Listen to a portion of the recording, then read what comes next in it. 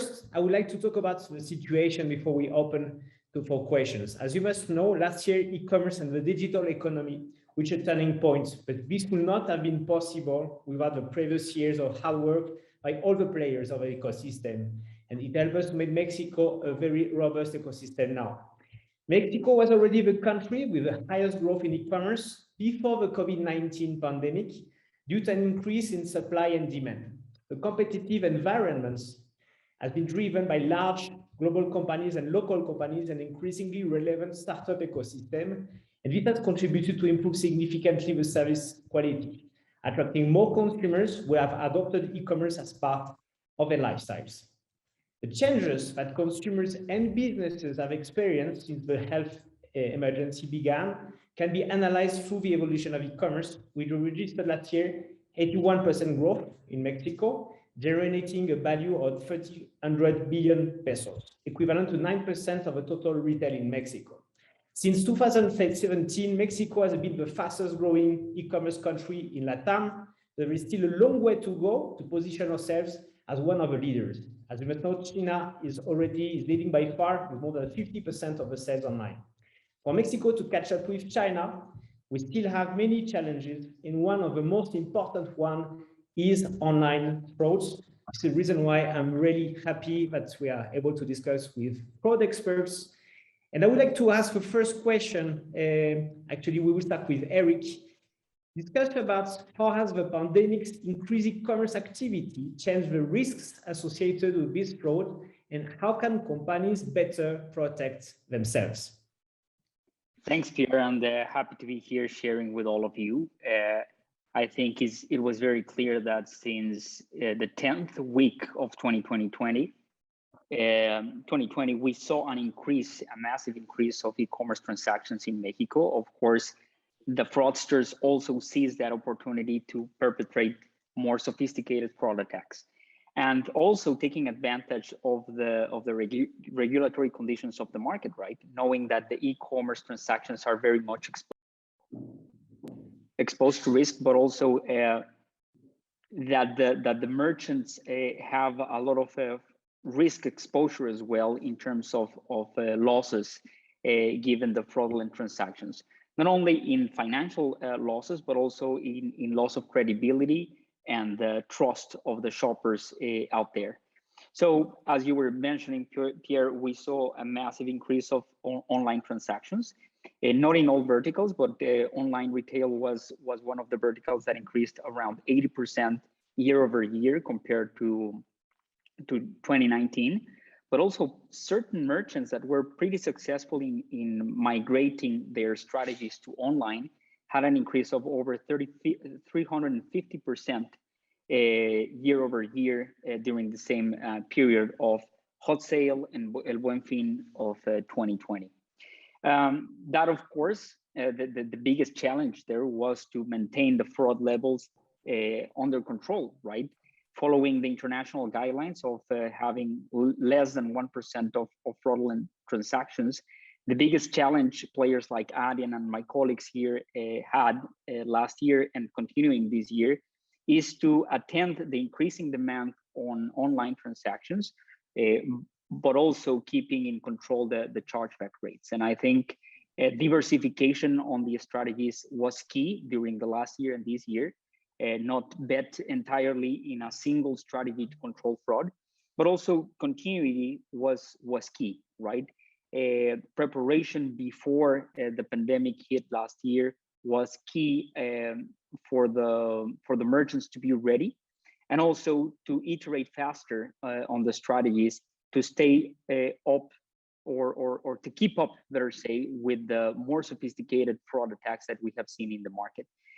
Also, the last note is that Conducef reported, which is the regulatory body in Mexico for all the disputes presented from shoppers to the financial institutions in terms of payment cards, reported that there was a massive increase of reported fraudulent transactions, not only during last year, but also that trend has continued over Q1 and Q2 this year. Thank you very much, Eric. Victor, what do you think about this issue? Well, thanks, Pierre. Very nice. I'm very happy to be here. Well, just as Eric mentioned, first we got to say, and looking at some numbers from Ambo, Pierre, we see that the increase in e-commerce that was around 25-30% went up to 80-90% in growth year over year. And we are all very happy about that, right? Obviously, that comes with a lot of risks involved with that. And obviously, fraud, and I think Eric explained it perfectly, is one of the challenges that comes with that growth. We in ClearSale, we have similar numbers that growth rate in fraud rates is something around 72 to 80% as well. So companies should be watching after this, and obviously there is a lot of challenges, and mainly and one of the probably one of the biggest pains in Latin America whenever we talk about fraud is not just stopping them, but avoiding to affect good customers as well. You know, there is a lot of people that during the pandemic, they lost the fear in buying online, and there was people doing important purchases. And just because of the big volumes of, or the big tickets, companies obviously are scared of fraud. And well, probably false declines is one of the biggest challenges. False declines, for all of you, is all of you know it, but well, it's good customers that are declined by the fear of fraud. So we have and there is a study from LexisNexis, I was looking, 35% of the orders are declined, and probably from these 35%, between 30 and 65% of these are good customers. So there is a reputational risk for merchants to stop these and to affect the experience of their customers. Emilio, what do you think about that? So first of all, thanks for having us here. That said, with Victor and Eric, besides that, we also saw a spike in enabling new channels of delivery, like the buy online, pick up in store. Some cases that were not necessarily in the customs of the merchant, and some cases the pace and the fast that they needed to include them into the means of delivery also mean that maybe the strategies were not set in the right way, in the same speed to attend these new channels. That gives us, or that places us in a position where the merchant has to consider those new channels. What are the differences that they're going to face in there, so that the strategies can be adjusted in the same sense. Speaking of the digital disposition of the market, we did a survey with a consumer mindset, and we find out also that to use different digital channels comes from international remittances to buy online in an increase of 45%, even starting to assess the delivery using drones and robots on about 34% of approval, and using even other kind of applications as WhatsApp, Instagram, and Facebook Messenger, where the people is now more interested on having this kind of transactions. Thank you, Emilio. I would like to end this question with Christian. Yeah, I think first of all, thanks for the invitation. Just to complement, I think what we're seeing is growth of fraud very high in terms of what we are seeing also in growth in e-commerce in Mexico as well as on the region. Just to give you an idea, for example, in H1 this year, we saw an increase of more than 200% in fraud pressure, which is those transactions that that were supposed to be fraud, our platform was able to stop, right? And we continue seeing this throughout the year. We're seeing also on a similar level on account takeover an increase of 200% compared to last year. So I think it's very important to understand that we are living a very good moment in terms of e-commerce in Mexico, but also it's very important to understand that fraud is growing, it's more complex, it's more sophisticated, and that I think we have a huge opportunity in terms of these new users that we're getting, right? Because I think the COVID helped e-commerce in the way that many users are coming to try and buy for the first time and do an e-commerce transactions. And I think it's super important that e-commerce players are able to identify these new users, right? These new users that are having their first experience are key to the develop of the e-commerce in Mexico. But also, I think if we focus on giving them a good experience on the checkout, right? We know that they will return more and more. So at the end of the day, I think it's we think it's very important to change to an approach in fraud to identify these good customers that will be coming more and more to e-commerce. Thanks, Christian. So we understand that not only frauds are growing, not only are they more sophisticated, we understand also that it's impacting a lot companies. And of course, we have different type of companies. We have PMEs, SMEs, we have large companies that are impacted in a different way.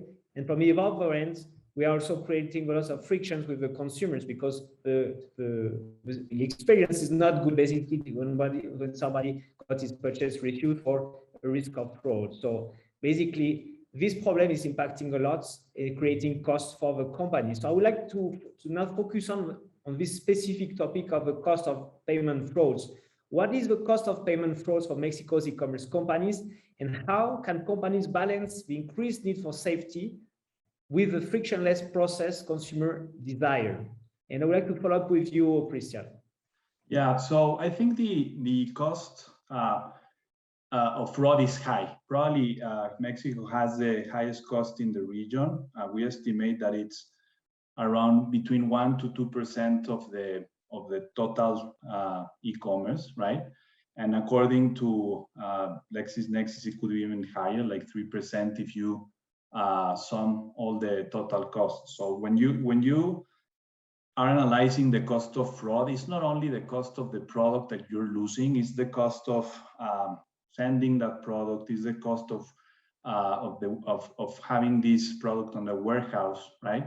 So I think it's important that we and that companies understand very well what is the cost, right? It's not just the product, there are many implicit costs. I think also it's important to understand, for example, many companies, in order to stop fraud, they invest on having teams that do manual review of the transactions in order to stop fraud, right?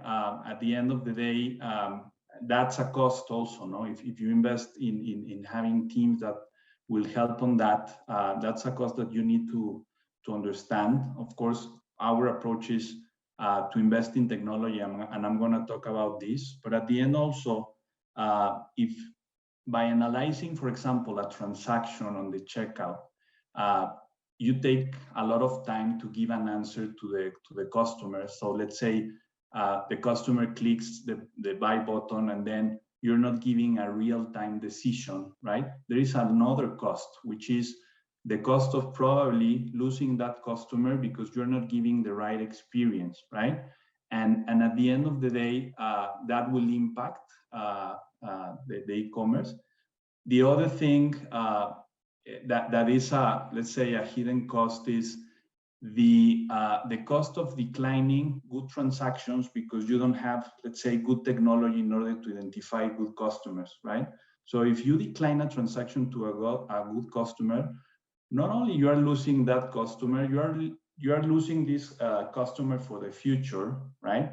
And at the end of the day, you are enhancing cart abandonment on your checkout, right? So this is the cost. And just I think technology is key in order to solve this. Machine learning, artificial intelligence are key tools that merchants can use in order to make decisions faster in real time, avoiding the use of doing a manually reviewed transaction. And this could help e-commerce players to improve their experience on the checkout, which is super relevant.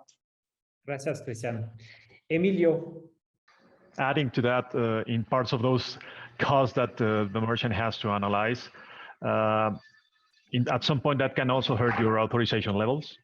So it's something that you will have to work back with the different issuers in case you have some problem with them. All these administrative costs that may come from just the processing of each of those chargeback, and well, Christian was speaking also about this headcount that you are going to be using for just handling this administrative part. It's just part of something that the merchant has to be aware of. No, it's something that is part of the operation, and then with the tools that are in the market, having a better somehow operation implementation, having some knowledge also of what's going on with your customers, helping those that are good customers, and also and going more into the frictionless part is we have to somehow put some more focus on the customer experience design, and from that customer experience design, incorporate all those tools and all those elements that we are going to be using in order to provide that safety or security to the merchant when it's realizing this transaction. And we are talking about pair authentication or EMD 3DS to authenticate those customers, and maybe somehow balance the part of the review in terms of having an additional validation of those customers, having a fraud management tool before you send the transaction through authorization, so that you can have a better knowledge of what you are actually asking for the issuers to be validating and authorizing, and also start to incorporate the right elements to have recurrent transactions, protecting the data, having tokenization tools, and even speaking about what's network tokenization going to bring to us. And I think we're going to come back to that matter a little bit later. Exactly, Emilio. Eric? Here, I would like to add that it's important for the merchants to understand that there is no zero cost on fraud on the online transactions, right? It is part of the risk of selling online. Chargebacks will always be there. So it is very important to start understanding this component of risk and cost and accounted those inputs into your risk appetite, right? How much is too much chargeback loss for your business? Of course, everyone wants to sell online. So everyone wants to minimize at most the chargeback loss, but also understanding how much you want to optimize that, and the combination of that and serving your clients is something that the merchants have to understand. Secondly, it's important for the business to understand how to capitalize on this cost, right? As we always gonna have the cost associated to fraud, understanding how we can use all the data generated by chargebacks can help me to serve better my customer is something interesting for the business, because then we can start paying more attention to the representation process or the chargeback dispute process, how to automate it, how to gather better information from there. But also using this information will help me to identify the good shopper and enhance the experience of that good shopper. And finally, based on everything that we mentioned about all the costs associated to fraud in terms of operational expense, overhead, et cetera, there is also an opportunity cost, right? How much I'm focusing my staff, my technology, and my organization as a whole on fraud prevention, instead of working in a more interesting projects of customer satisfaction, customer experience, adoption of more payment methods, or enhancing my unified commerce value proposition. So I think when we summarize these three notions, we can start better understanding how chargebacks and the fraud risks play a major part into my whole business strategy. Victor? Perfect. So, well, just to complement, and probably I'm doing a cheat sheet here for all the people listening. Well, there is four main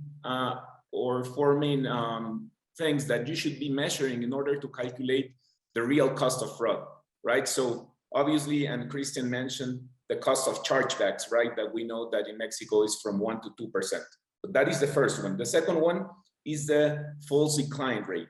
So if Visa has the report that mentions that 14% of declines in the market, and if we consider probably 60% of them are false declines, there is a great amount of money that merchants and companies are leaving on the table, right? So first is chargeback cost, then is the false declines. Third, there is the customer lifetime value. So whenever you're declining a customer that is a good customer, you're declining him, you're basically, well, there is a study that says that 58% of the declined customers that experience a false decline, they don't go back to your site. Probably they will go to your competition. So the customer lifetime value of this customer in the future, that's a big amount of money. And fourth, the reputational. People and social media, people speak and people talk about their bad experiences. Well, it can be about payments and fraud and a false decline, but also a bad experience in logistics, a bad experience in customer service. Yeah, there is a lot of things that people can complain about. But if you start adding, it's just chargeback rates 1% to 2%, false declines rate that Visa mentions a 14% decline, customer lifetime value of these customers you decline, and reputation. So we are not talking just about fraud prevention. We're talking about a very important and key part of your business, right? E-commerce should start focusing on measuring. That's the first step. Even without, if they don't know anything about technology or processes or solutions, the first thing is measuring and understanding how much money they are losing or how much money they're sending to the competition. Yes, Victor, this is very true. Many of the companies selling online think that the story ends when you have your website. Actually, payments are part of the experience, and bad experience is like a stop for many of the customers. You lose loyalty. This is very true. So let's talk a little bit about the future now. What can be done to future-proof payment methods against the risks present in e-commerce? And Emilio, if you agree to answer this third question, please. Sure, Pierre. I would say we are bringing and putting in place new elements in the card not present transaction environment that the merchants can start exploring, using, in order to have a better experience and more security in terms of the transaction. Especially when we talk about network tokenization, that's going to help us to devaluate the amount of information that we are introducing in each transaction, having a relation between the merchant, the issuer, and the consumer. And that's going to help us increase or improve the security of this kind of transactions in the future. We can see a network tokenization for the merchant in terms of the recurrent customers that come to them. And we also have a click to pay, which is an alternative for the host checkout, those clients that are not having a relation with a merchant. Besides that, we have to keep in mind that the effort of keeping the information, protecting the data, all those elements are important, because also there's a matter of trust in terms of e-commerce, and we have to increase that trust in the environment. And once that all of the merchants or all the participants on the ecosystem are somehow providing more trust to the consumer, that also is going to be enhancing other elements. Increasing the payment methods that you're going to be enabling for the merchant. The more you have, the merrier customer you're going to have. And now we are seeing elements like Apple Pay or eventually Google Pay when they arrive to the country. That are some examples of those other payment methods that we can incorporate in order to have also in a secure way more options for the consumer. Okay, thank you, Emilio. Christian. I think each payment method is different, and what we're seeing is that merchants are trying to offer always different options to pay. Our approach is that at the end of the day, what is key is to understand the variables that you can analyze in order to process a transaction, right? There is a lot of information that you can get on the checkout of the user, right? And at the end of the day, this data, right, it's super relevant, but I think it's more relevant the way you process the data, right? And you can use fraud models to do this, right? And at the end, for example, you can get the user data, but also, for example, behavioral data of how much time the user is spending on the website, right? There are patterns there where you can identify a fraudster, for example, how the user behaves in a certain merchant and how he or she has behaved in another one. It's key in order to identify if it's the pattern of that user, for example. So behavioral data, we think it's very important. The history of the user, right? Understanding how the user has behaved on your website, but also, I mean, there are platforms that can help you understand how that user has behaved in other e-commerce, right? At the end of the day, this can help you identify a good user from a bad user. The device that the user is using is key, right? If it's a mobile transaction, it's very different to a web transaction, the type of browser, the IP address, all these variables are super important in order to determine if you have a potential fraudster on your checkout. No? And for this, it's always good, I think, to have a platform or an expert that can help you understand more the user, and then depending on the payment method that the user will be using, make the right decision in real time. Thank you, Christian. Victor. So yes, certainly, and we are, I believe, we are all agreeing on this. At the end, it's technology that will make the difference, right? And probably we've all heard machine learning and artificial intelligence, and for different subjects. But I believe one of the beauties of fraud prevention is that, at least in the e-commerce space, is one of the main practices, or where you can apply machine learning, big data, artificial intelligence. And well, basically that's where we're heading. We're heading to treating every order as a single possibilities, right? So we should focus on a multi-layer way of handling orders. That means that not all orders should be processed the same way. So you have technology that is the first layer, and that will allow you to understand the risk of an order. And depending on the risk of the order, you may be heading and applying different solutions and different technologies. And well, obviously, we're talking, and this question is about the future, right? What is the future in payments? And probably we are seeing that we were speaking about this.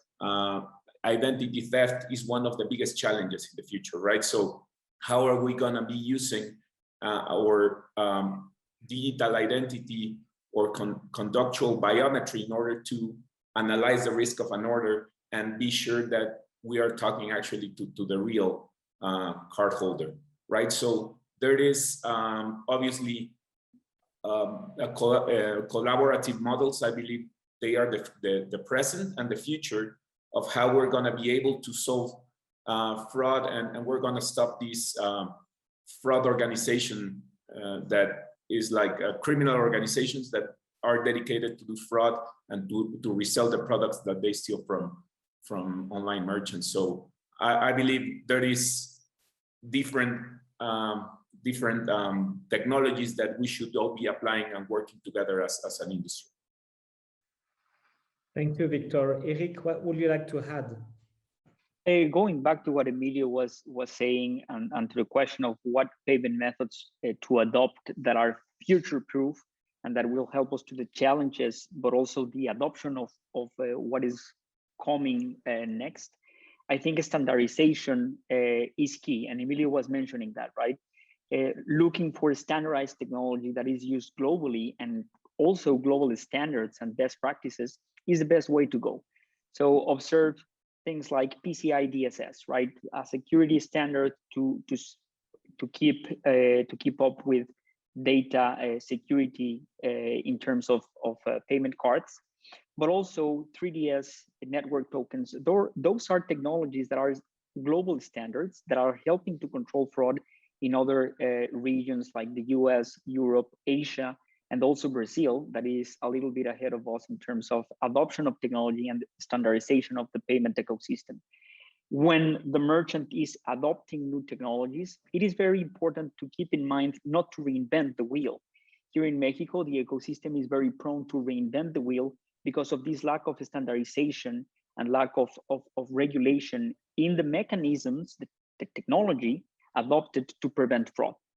So unfortunately, here in Mexico, the central bank, Banxico, has no jurisdiction or has no the capabilities to regulate how the payment ecosystem operates.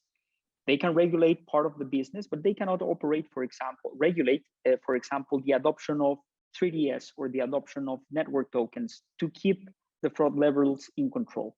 So start looking for technology partners and also standards that help you to use and adopt technology that is used around the globe. It is important to keep up with not only fraud, but also what's coming next in terms of payments. Thank you, Eric. Yes, you are right.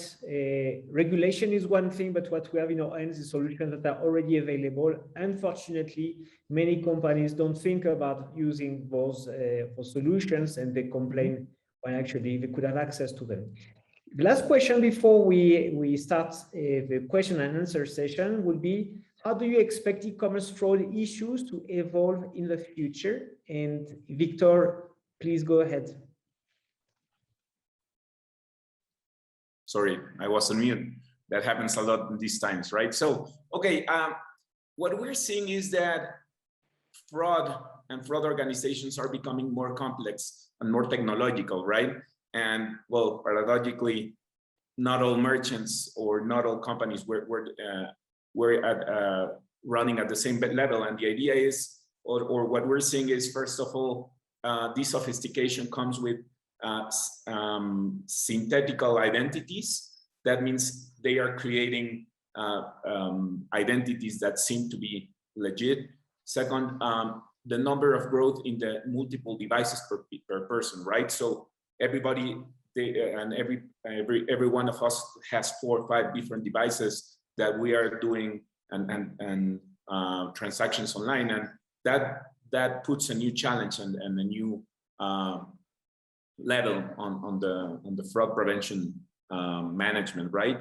Then we have the bots that are also something recurrent, and well, as I spoke, there is new organizations, bands of fraud that they are becoming more and more complex. For instance, we're seeing that there is some bands or some criminal organizations that they are shipping directly, or they're shipping to different addresses. That means that they are receiving payments from someone that wants to buy a computer, and instead of sending it to their address, they are sending it to different addresses. So it's more complex to identify this kind of behavior.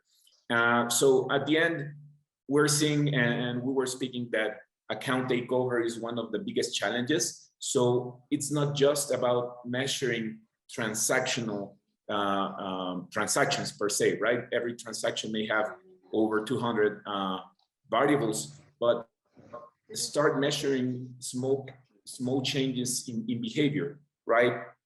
Email change in your account, changing the password. Well, now with the WhatsApp that a lot of companies are sending these tokens, well, basically people are stealing these tokens. So at the end, it has to be a multi-layer strategy in order to be able to tackle all the different strategies that fraudsters are using. And well, that's the reason that all of us are here because we're the good guys, and we're actually trying to battle fraud with technology, with intelligence, with technology, right? So that is from my side. Thanks, Pierre. Thank you, Victor. Emilio. I would add that we have to acknowledge that all these fraud attacks and fraud intent is very elastic, to say it in some way.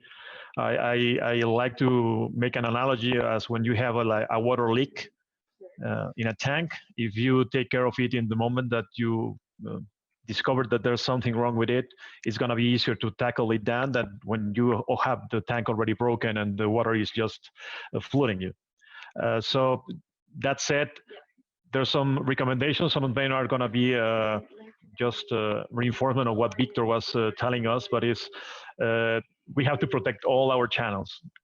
We have to think about phone, email, these moto channels, BOPs, even any other thing that we will consider as a new channel. We have to protect it from the start.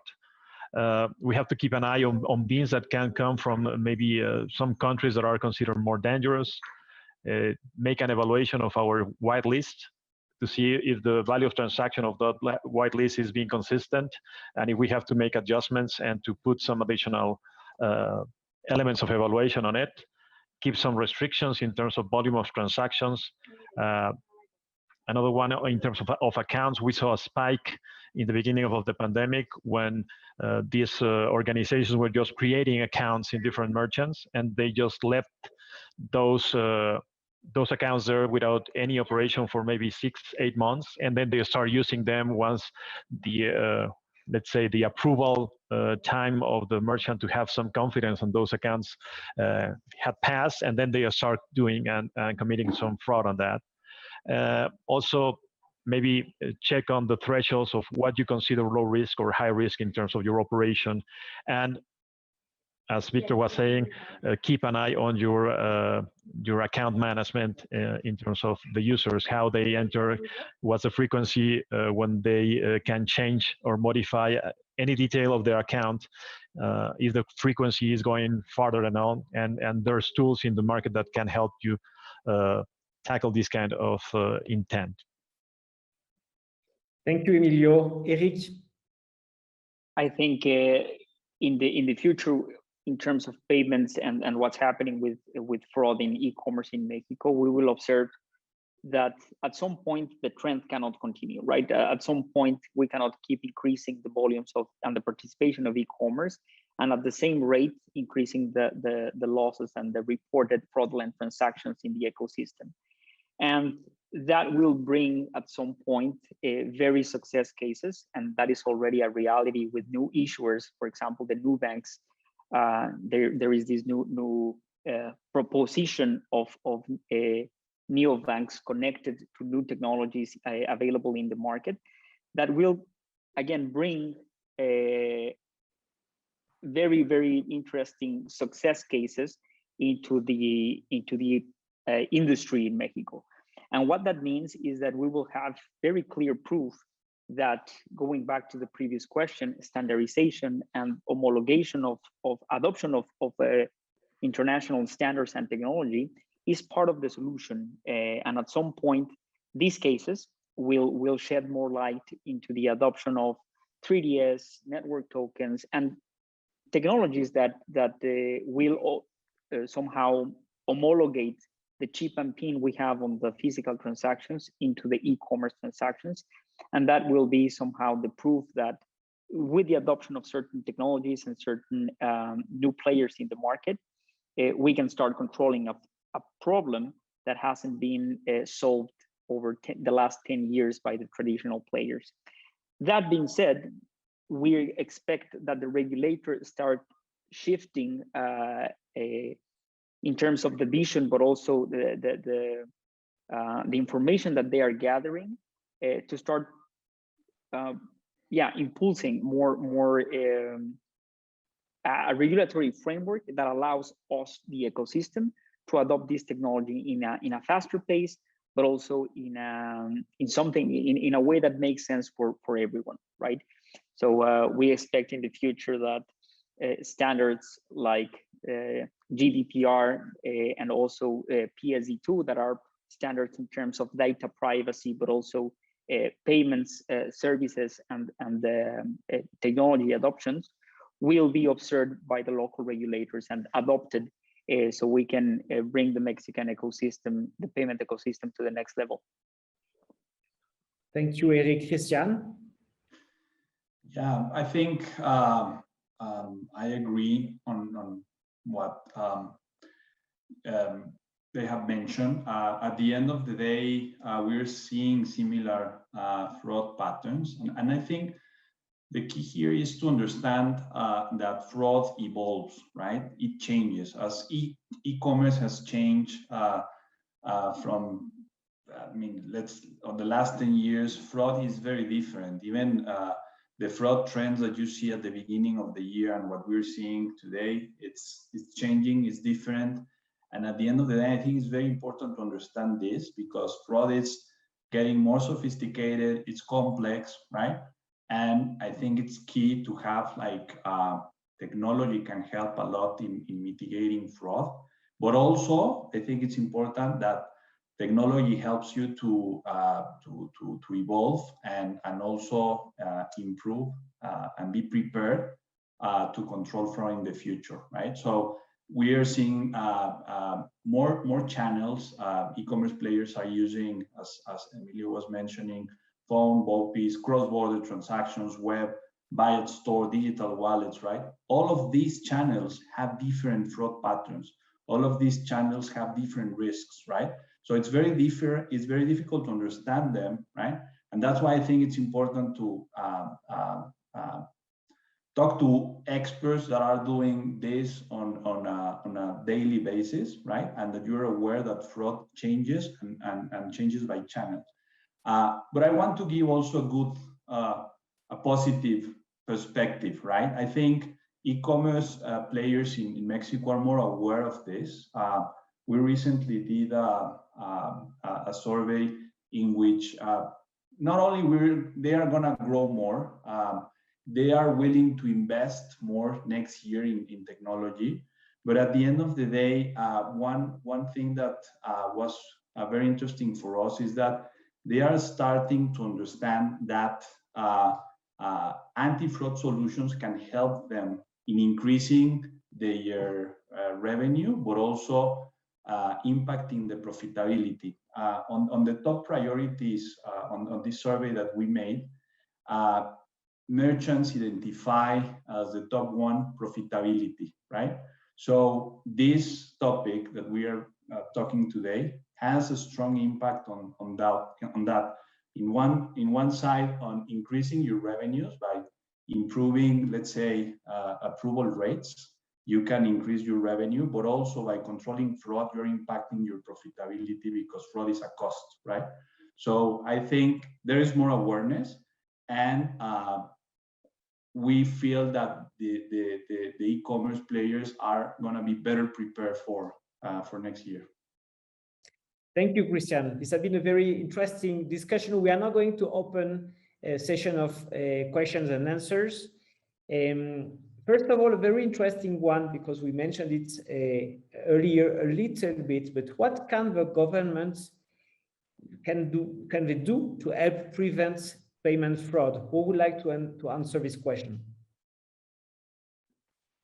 I can. Well, first of all, I would say that preventing fraud is a multiple part solution, right? So it's not just the government, it's banks, it's payment solutions, it's fraud companies or fraud strategies. At the end, reducing fraud, it's aligning all the different players in the industry, right? So I believe, and my answer would be, as long as we keep different channels, it's going to be more complicated. Pierre, you wouldn't let me lie. At the end, organizations like AMBO have been playing this role of trying to unite and trying to make all the different players working together. And I believe that is the only way. And we are seeing that different countries like Argentina or Brazil have succeeded in a lot of ways in having payment methods that are more aligned with the strategies of the merchants, and there is better communication.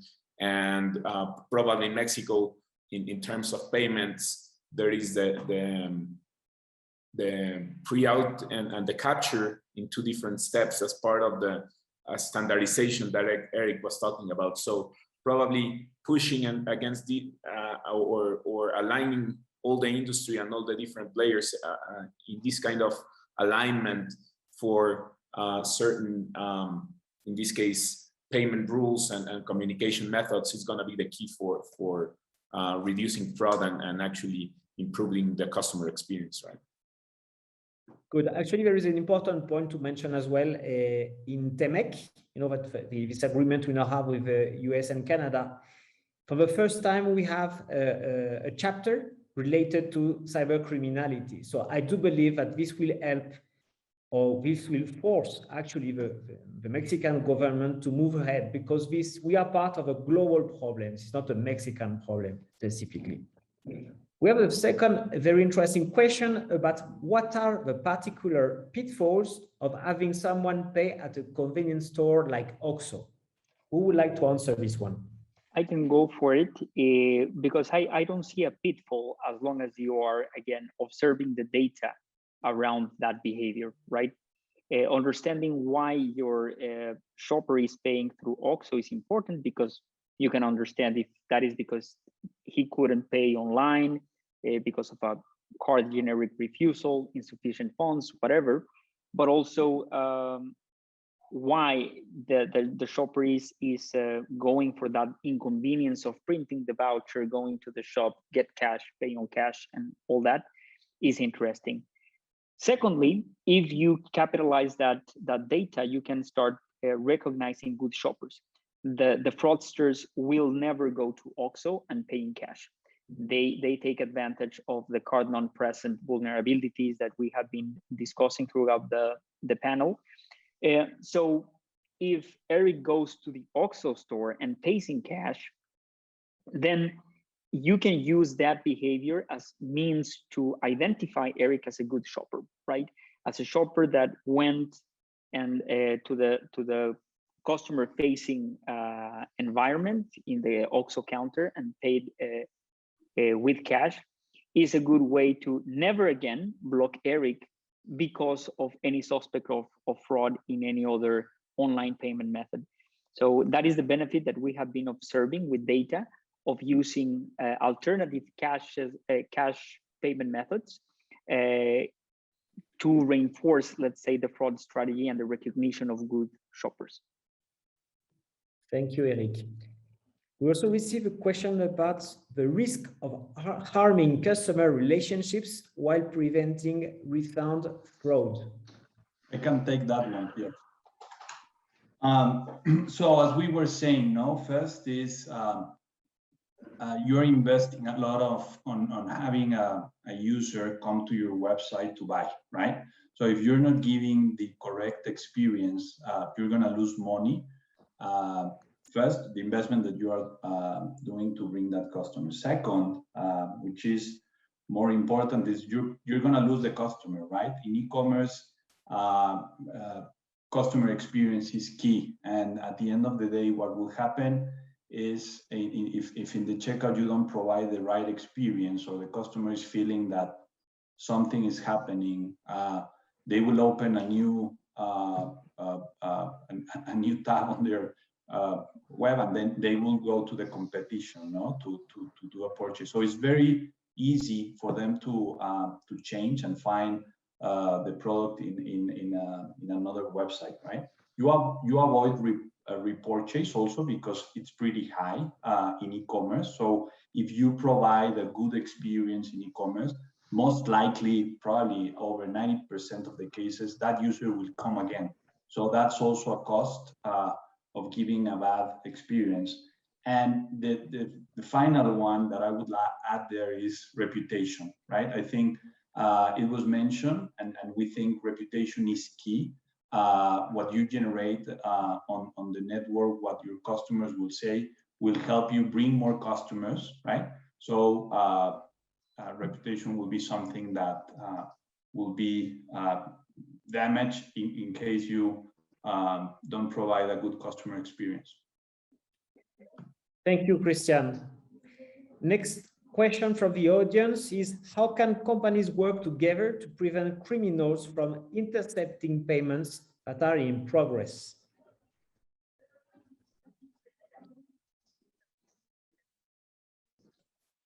Who would like to take this one? Well, probably I would add a first comment here is there is two different subjects, right? There is the cybersecurity aspect of payments that especially tackles this intercepting, this stealing databases, this strategy to protect your infrastructure, and that is the cybersecurity part of it. And second, you have the fraud prevention strategy. That means that there is incoming people trying to do a purchase, and how to identify through technology, through machine learning, through processes, which are the good and which are the bad. So at the end, at least I would consider myself and probably all of us here fraud prevention experts in this side of the space where we are analyzing the risk of the transactions of digital payments, right, or card non-present transactions. So I would not be the ideal person to speak about cybersecurity aspect of the payments. Thank you, Victor. What percentage of a company's profits should be allocated to fraud prevention? Eso es bueno. Well, that's a good one. Yeah, so depending on the appetite. Yeah, at the end, we were speaking about the cost of fraud, right? So if you're able to measure your cost of fraud and you're seeing that it's 3-4% the total cost of fraud, then you know that you are losing money already, right? So anything that goes below that, it's already a win. So I think that is it depends a lot on first of all your indicators, your KPIs, and based on that you will know that all these hidden costs that you are probably not even knowing, right? There is hidden cost of the declined orders that you're leaving money on the table. So when you start evaluating and you're saying, hey, all the profits that we're leaving on the table because of these declines could be, I'm losing all this money, and these are the hidden costs of fraud. So at the end, and we speak it a lot with all of our customers, right? At the end, this is a financial decision. You will see an increase in your margins, an increase in your profits. You will provide a better customer experience. You will actually have better customer retention. So at the end, that is a lot of money that it's hidden in the cost of fraud, right? So and we will be super glad to keep this conversation happening with the different merchants and people that want to keep speaking. I would only add that for those elements that we already discussed all through the conversation, I would add that there's going to be some risk appetite also on the merchant, on the business, that has to be included in this analysis, and that's going to change the picture entirely, depending on your operation, your appetite, and how fast you want to convert, or how long you can sustain this kind of risk. Yep. Just one additional thing. I think it's super important to do a diagnosis of where you are in terms of the cost of fraud and in terms of your approval rate. Just imagine that you can increase, let's say, from 10 to 15% your approval rate. This is 10 to 15 extra revenue, right? How much are you willing to invest on something that can provide you this increase? How much are you willing to invest in something that could reduce the fraud dramatically? So I think depending on the size of the company, this number can change. But at the end of the day, I think you have to understand that there are two key elements that you will be able to impact, right? Get more revenue, or get from these false positives that we have been talking. And then the other one is reducing these costs, not only the ones that normally we understand, but also the hidden ones. Thank you, Christian. We have one last question before we open the breakout room. What would be the estimate for the reduction of fraud in Mexico? or has it been increasing? Well, I think, and we spoke about this year-over-year growth of 70%. So I don't think fraud organizations are quitting on their objectives, right? It will keep growing in a level similar to this. But as Christian mentioned, this is not all bad news. At the end, the good guys wear more, and we are prepared, and we will actually help all and work together to help all the merchants to combat fraud and avoid false declines and help merchants increase their numbers. So yeah, I can see, and what we have seen in the last 5-6 years is a 70% to 80% growth year over year. So I don't think numbers will change that much. Thank you, guys. Thank you, Victor, Emilio, Christian, and Eric. Just as a closing remark, I would like to maybe compare what is happening in e-commerce to COVID-19. Our pandemic in e-commerce is our frauds, basically. The good news is we already have vaccines, which are the solutions that are presented here. Okay, so yes, it's possible to prevent themselves from problems. Obviously, fraud will be evolving as COVID-19 is evolving as well.